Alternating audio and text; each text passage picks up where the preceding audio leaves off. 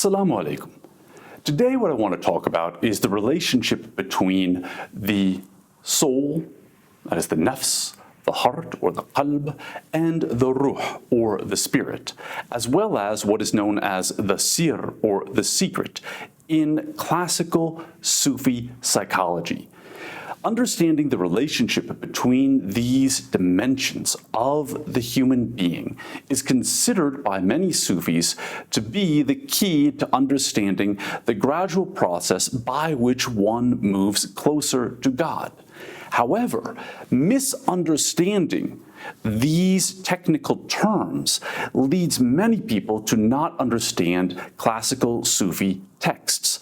And what we'll actually find in much scholarship on Islam, that people sometimes translate, for example, the ruh, the spirit, and the nafs, the soul, as if they were the same thing. And when that happens, one has completely misunderstood the text, and one will gain nothing from it except confusion. Now, over time, the Sufis came to use these terms in order to identify the gradual path by which one progressively moves closer to Allah subhanahu wa ta'ala and closer to having a fully purified being, and also closer to being able to understand the world of the unseen. That is what the Sufis would often refer to as the process of unveiling, wherein they would say the futuh of the ghaib, the openings of the unseen, come directly onto the purified heart. Now, when one goes into classical Sufi texts, one will always find the nafs, or the soul, at the bottom rung. Then one will find the heart.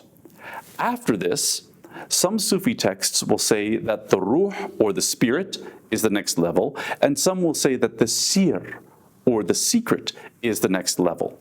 However, some will then say that the sirr is what comes before the ruh.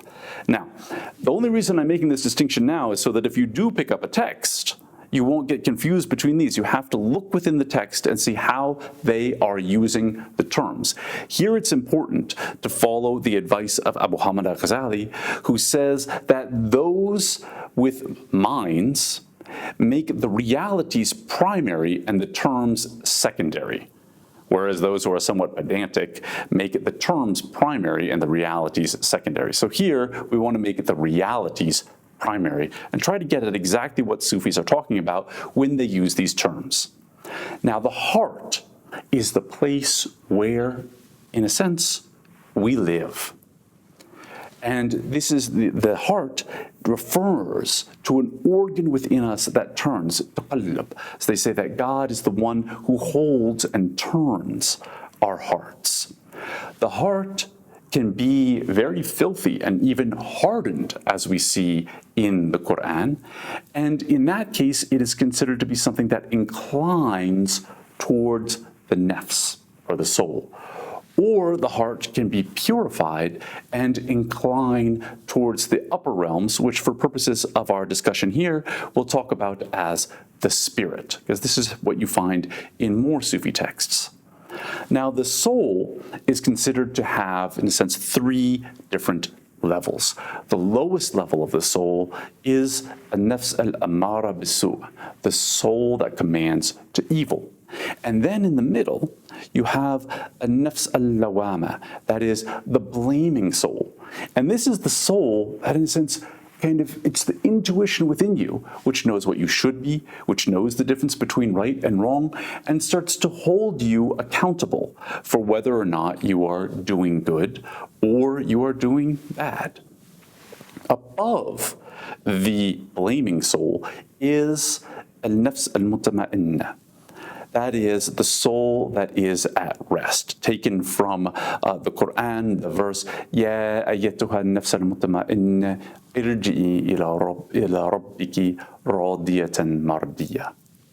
That is, O thou soul at rest, return unto thy Lord, well pleased, that is pleased with your Lord, and well pleasing. And there is an important idea here, which is that of contentment. So the soul that is at peace is the soul that is content with the degrees the decrees of Allah subhanahu wa ta'ala. Now, what's the relationship between the soul and the heart? The heart will incline towards the soul when the heart is considered to be more worldly. And you know, in the Quran, you have verses that, for example, speak about hearts that have rust upon them, and then other verses that speak about hearts that are hardened, other verses that speak about hearts that are ill. There's an entire science of the particular degrees of the filth that one can have within the heart and the processes by which that heart can be polished and gradually moved away from the inclinations of the soul, which is that part of us that loves the decoration of this world, that wants the things that sparkle, that wants reputation, that wants money, that wants to be able to boast of what it has. And then as the heart moves away from that, the heart moves, according to Sufi texts, towards the spirit, towards the ruh. The ruh is here considered to be something that is eternal, that dwells with God, and that when the heart is completely integrated into the ruh, the heart will then be able to live in accord with the realities of the unseen realm, and the heart will be one that is open to the influences from the unseen realm, that is open directly to what the Sufis refer to as al-ilm al-laduni, that is knowledge by presence. Again, as I said before, some say that beyond this, there lies the world of the inmost secret, a sirr, and some even talk about sirr al-asrar, the secret of the secrets that lies beyond this. Why is it called sirr? Because that particular relationship between each individual and Allah subhanahu wa ta'ala is to some degree a mystery to many of us. But my relationship with God is a secret that you don't know. And your relationship with God is a secret that I don't know. But the one who is aware of their true relationship with Allah subhanahu wa ta'ala is one who is in fact living, in a sense, within that sirr, within that inmost being of one's self. Now, how does one move from the soul that is inclining towards the world to dwell more within the heart and purify the heart so that it inclines more towards the spirit, so that it can be fully purified, so that one then dwells, in fact, within the inmost being? Now, first, let me just say, I don't claim to know this. I'm talking about this from the textual perspective. And what the Sufis say is that this is the process that is done through mujahada, that is through spiritual striving.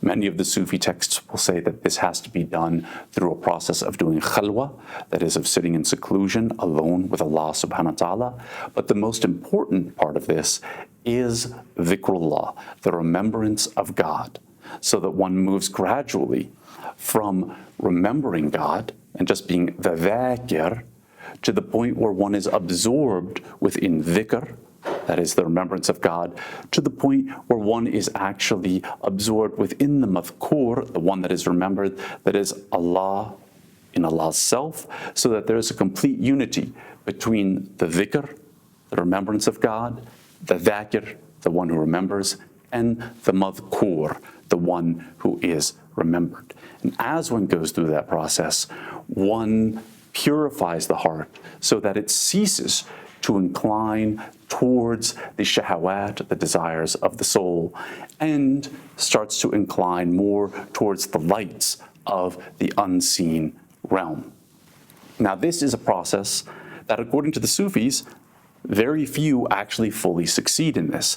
And even those who do, it's important to note that the nafs is still there. And that is one of the reasons why, within classical Sufism, there is not considered to be a stage when one goes beyond the need for practicing the law. There have been some exceptions, but the vast majority of classical Sufi texts say there is no distinction between being at the level of a purified soul and being one who must in fact practice the outward requirements of the religion that are found within the Sharia. So again, to review, it's the nafs, the soul, the heart, the ruh, the spirit, and then the secret, or the inmost being that is beyond the secret, and some say is actually the expression or the reality of when the heart is in fact fully integrated within the ruh. I hope that this clarifies some aspects of this for those who ask, and please let me know if you have questions, comments, or other things that you'd like me to do in a follow-up. I love the interaction, and I look forward to hearing from you. Thank you very much.